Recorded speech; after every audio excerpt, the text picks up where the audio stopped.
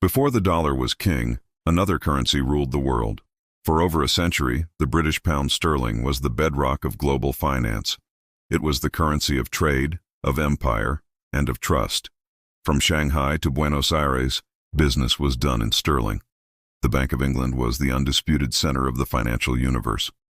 But empires are expensive, and nothing is more expensive than war. World War I bled Britain of its youth, its wealth, and its economic dominance. The nation borrowed colossal sums, mostly from the United States, transforming itself from the world's biggest creditor into its biggest debtor. After the war, Britain desperately tried to cling to the past, re-establishing the pound's link to gold at its old pre-war value. It was an act of pure imperial pride, but it was an economic fantasy. The nation was too broke to support it. The Great Depression was the final blow.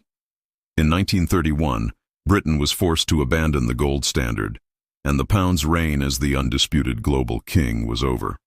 World War II finished the job, leaving Britain bankrupt and its empire unsustainable. The ghost of the pound sterling offers us the first and most crucial lesson of this story. No king rules forever, and empires don't die on the battlefield. They die on the balance sheet. They bleed out through debt, overreach, and the arrogant belief that their power is permanent. History had created a power vacuum. The first crack in the dollar's throne appeared when America began to fully weaponize its currency. The turning point was February 2022. In response to the invasion of Ukraine, the United States and its allies did something unprecedented.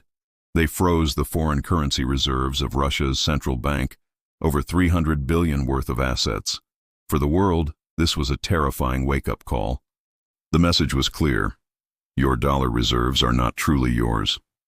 They are held at the pleasure of the United States. If you defy American foreign policy, your nation's savings can be seized overnight. For countries like China, Saudi Arabia, and Brazil, this was an existential threat. They saw that the foundation of their economic security was built on the territory of their greatest geopolitical rival. The dollar was no longer just a neutral tool for trade. It was a loaded gun. The rebellion began quietly.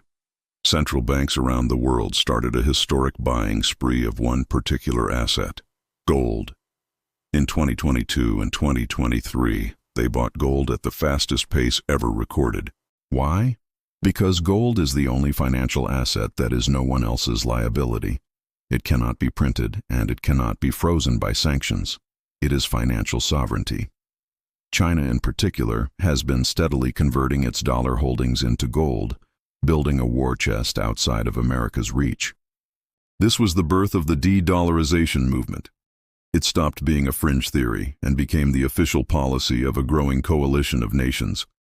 They weren't just complaining about the king. They were actively building an escape route from his kingdom.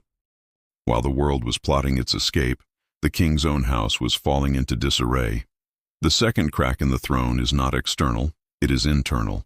It is America's own crushing mountain of debt. The privilege of having the world's reserve currency allowed the United States to borrow on an unimaginable scale for decades. As of late 2025, the U.S. national debt has soared past $37 trillion and is climbing. The cost of just paying the interest on this debt is now one of the largest items in the federal budget, rivaling what is spent on national defense. This isn't just a number on a spreadsheet. It represents a fundamental weakness. A nation that is also the world's biggest debtor becomes increasingly reliant on the willingness of other countries, including its rivals like China, to continue lending it money by buying its treasury bonds. History is littered with the ghosts of empires that collapsed under the weight of their own debt. The British Empire, which ruled the world before America, saw its dominance end precisely when its debts from World War II became unsustainable, forcing it to abandon its colonies. Today, America's political dysfunction makes the problem worse. Bitter partisan battles over the debt ceiling and government spending have shaken the world's confidence in America's ability to manage its own finances. The world's safest asset, the U.S. Treasury bond, is beginning to look less safe. A king who is powerful but deeply in debt is a vulnerable king. The rivals see this. They see a superpower stretched thin, funding its global military presence and domestic spending with borrowed money that it may one day be unable to repay. They see that the king's greatest strength is also his greatest weakness. With the motivation to escape and the king's internal weakness exposed, the challengers are now developing new weapons to fight the silent war. The third crack in the throne is technology.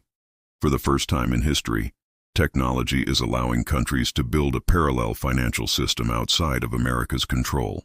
The coalition leading this charge is the BRICS nations: Brazil, Russia, India, China, and South Africa, a group that now represents a larger share of the global economy than the G7. Their first weapon is bilateral trade in local currencies. China is now striking deals with Russia, Brazil, and Saudi Arabia to buy oil and other goods using the Chinese yuan, completely bypassing the dollar. Every one of these transactions is a small chip away at the petrodollar system. Their second, more ambitious weapon is technology. Over 100 nations are now developing central bank digital currencies, or CBDCs. China is leading the charge with its digital yuan. These state-backed digital currencies could one day form the rails of a new cross-border payment system that doesn't need to touch the U.S. banking system or SWIFT, the dollar-dominated global messaging network. It would be a financial system immune to American sanctions. The BRICS have even floated the idea of a common currency, potentially backed by a basket of commodities like gold, oil, and grain. While this is still a distant dream, the ambition is clear: to create a credible alternative to the dollar. The challengers know they can't replace the dollar overnight. Their own currencies, like the yuan, are not yet trusted or freely convertible enough to take the throne. But they don't need to. Their strategy is not a frontal assault. It is a slow, methodical process of building an alternative, a lifeboat. They are creating a world where the dollar is no longer the only option, but just one option among many. But dethroning a king is not so easy. Despite the cracks, the dollar's throne is built on a foundation of immense, deep-rooted power. The reality is, the dollar's collapse is not imminent, for one simple reason: there is no alternative. Let's start with the numbers. As of 2025, the US dollar still accounts for nearly 60% of all global foreign exchange reserves. The euro is a distant second at 20%. The Chinese yuan, less than 3%. The world's central banks still hold over $6 trillion because no other currency offers the same combination of safety, liquidity, and trust. The Eurozone is a powerful economic bloc, but it's politically fragmented. It lacks a unified treasury, meaning it can't respond to crises with the same force as the US. The Chinese yuan is the currency of the world's second-largest economy, but it has a fatal flaw: it is not freely convertible. The Chinese government tightly controls the flow of money in and out of the country, and global investors simply do not trust its legal system to protect their assets. Beyond trust, there is inertia. The machinery of global finance is built with dollar-sized parts. The SWIFT payment system, used by 11,000 banks worldwide, is dollar-denominated. Most of the world's debt is issued in dollars. Unwinding this system would be like trying to change the engine of an airplane mid-flight. It would be chaotic and incredibly costly for everyone, including the challengers themselves. So yes, D-dollarization is happening. It is real, but it is a slow-motion process. The king may be wounded, in debt, and facing a rebellion, but his fortress is still the strongest on the battlefield. For now, the world needs the dollar more than it hates it. So what does the endgame look like? The dollar's reign will likely not end with a dramatic collapse, but with a slow, quiet fade into a new world. A multipolar currency world where the dollar is no longer the undisputed king, but one of several powerful princes, alongside the euro and the yuan. What would that mean for you? The exorbitant privilege America has enjoyed would vanish. First, the U.S. government would have to pay much higher interest rates to borrow money, forcing it to either dramatically cut spending or raise taxes. Second, the cost of everything we import, from electronics to cars, would go up, leading to a permanent structural rise in the cost of living. Your wallet would have less purchasing power. Third, America's geopolitical power would shrink. The ability to impose sanctions would be diluted. The quiet foundation of economic trust that underpins its global influence would crack. This is the slow erosion of an empire. The end of the dollar's throne won't be a single event you see on the news. It will be a gradual process you feel in your bank account, at the grocery store, and in the shifting balance of global power. The silent war against the dollar is not about a single battle, but about the long, inevitable tide of history. The king will not be executed in a revolution, but he will eventually be forced to leave the throne.